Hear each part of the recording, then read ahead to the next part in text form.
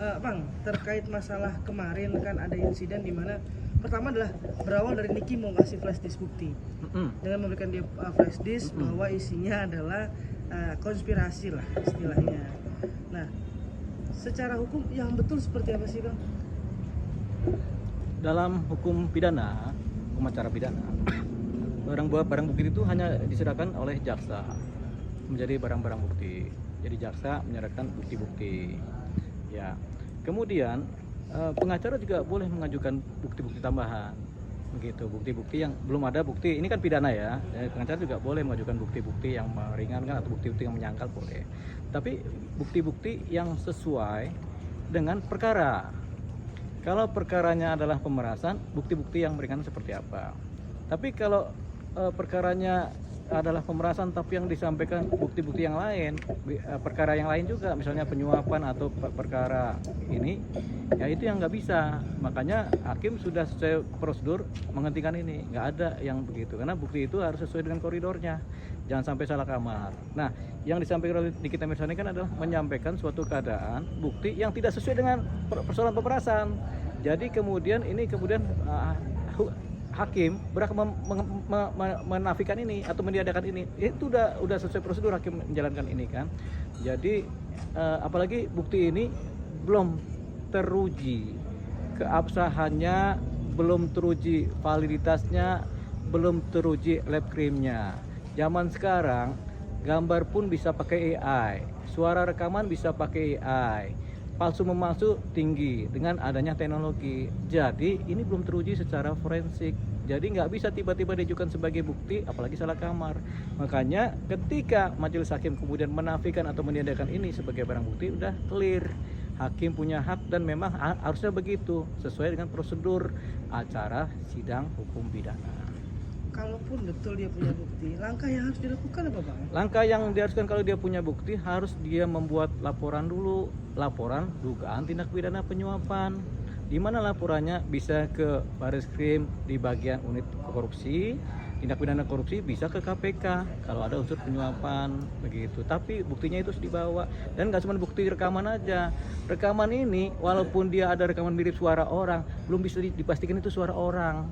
Karena apa? Karena ada AI, artificial intelligence, yang bisa memodifikasi ini. Sehingga kita kan sekarang banyak medsos di mana banyak gambar-gambar yang mirip-mirip kecelakaan apa, tapi sebenarnya itu produk AI.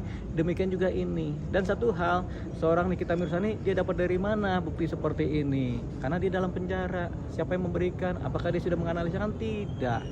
Jadi itu makanya kita menganggap langkah-langkah majelis hakim sudah tepat dan benar menafikan bukti-bukti seperti ini, karena nanti akan merusak prosedur acara pidana dan tidak relevan. Kalau tidak relevan, nggak akan pernah diperhitungkan. Bukti yang tidak relevan tidak akan pernah diperhitungkan dalam suatu persidangan, suatu perkara yang sifatnya pokok perkara. Bang, oke, dengan tidak diterimanya itu kan hakim kan jelas mengatakan bahwa ini salah kamar lah ya, Bang ya. Memang. Jadi wajar lah hakim untuk menafik itu ya.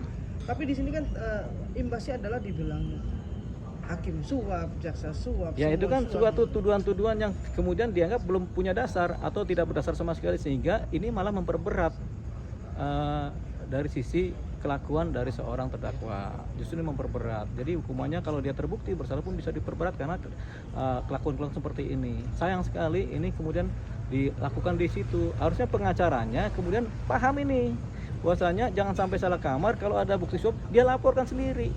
Ingat kasusnya Saiful Jamil zaman dulu, di mana ada kemudian laporan penyuapan kan dilaporkan tersendiri, bukan dalam suatu perkara yang sama begitu. Jadi ini yang kemudian pengacaranya main menyerahkan aja atau mau dibacakan hanya untuk framing. Buat apa? Yang ada terdakwanya malah makin kecebur. Kalau dia salah makin diperberat hukumannya. Ini suatu kesalahan begitu.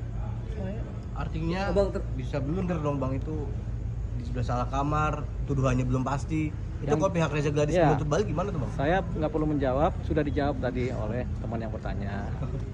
Bang, terkait persidangan masih berjalan, tiba-tiba meminta penangguhan penahanan itu mungkin seperti apa, Bang? Bisa aja minta penangguhan penahanan, tapi biasanya kalau perkara sudah berjalan susah ditangguhkan. Kan udah berapa kali diadakan penangguhan penahanan dari kepolisian, pasti jaksa, pasti majelis hakim dieksekusi kan diajukan penahanan kan, tapi kan tidak dapat kornya. Karena memang pakalnya begitu, apalagi kasus-kasus yang ancaman hukumannya 6 tahun ke atas, nggak ada tuh penangguhan penahanan, gitu, berisiko. Oke, ya ada sebenarnya ada sesuatu yang mencederai juga di sebuah pengadilan di mana Niki itu sempat bersitegang dengan JPU jaksa yang mau memakaikan baju. Secara SOP sudah benarkah jaksa melakukan itu, Bang? Yang kedua apa?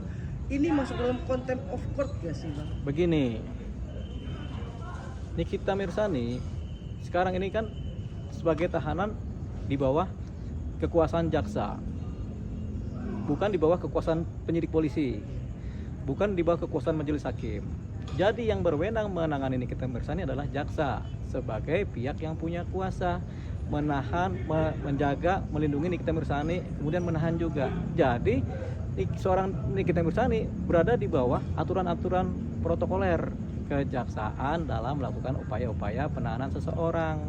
Dia harus patuh. Kalau dia memberontak, itu tadi dia cacat dalam kelakuan lagi. Tingkah laku di persidangan juga dicatat, begitu. Siapapun yang menjadi tersangka terdakwa di persidangan, kita tahu ketika jaksa minta pakai baju orange dipakaikan, ketika jaksa minta diborgol diborgolkan. Tapi kalau dia memberontak, itu sudah namanya suatu perbuatan melawan. Contempt of court tidak, tapi perlawanan terhadap kewenangan kejaksaan.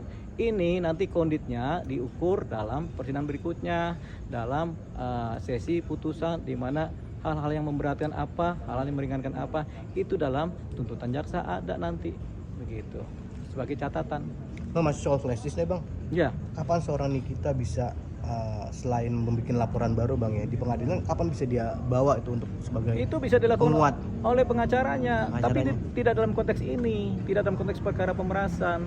Karena pokok perkaranya adalah pemerasan. Gitu kan? Pokok pemerasan dan pencemaran nama baik. Jadi tidak dalam konteks ini. Dia harus ada perkara sendiri. Ada kamarnya. Kamarnya adalah tindak pidana korupsi. Penyuapan kan masuk korupsi. Bisa dilaporkan ke Polda Metro, bisa dilaporkan ke Mabes Polri, bisa dilaporkan ke KPK, tergantung kepentingan melaporkannya di mana. Andai kata itu benar, Bang, bisa membantu kasus. Belum tentu benar juga, karena banyak AI. Ya kan, Nikita Mirzani juga bagaimana bisa menganalisis itu benar atau salah. Uang sekarang suara kita juga bisa diedit jadi lewat AI. Kita ngomong apa, AI ngomong apa, tapi suara kita kan bisa. Itu yang belum dipahami oleh seorang Nikita Mirzani. Jadi ada bukti sekarang, nggak serta-merta menjadi suatu bukti. Harus diuji laboratorium, diuji validitasnya, diuji rekamannya, apakah ini produk murni, siapa yang merekamnya, atau ini produk artificial intelligence. Apakah JPU nanti bisa melaporkan atas tudingan suap tersebut? Siapa melaporkan? JPU nggak perlu melaporkan, nggak ada gunanya juga. Ya, jadi biarkan aja itu mengalir. Tapi yang jelas ini harusnya tindakan dari pengacara yang Nikita Mirzani untuk apa? Untuk mencegah hal ini atau untuk menempatkan pada kamar yang pas, gitu. Kita juga kalau punya istri, kemudian ada tetangga, kan kita ke rumah istri kita bukan ke rumah tetangga kan? Itu dia.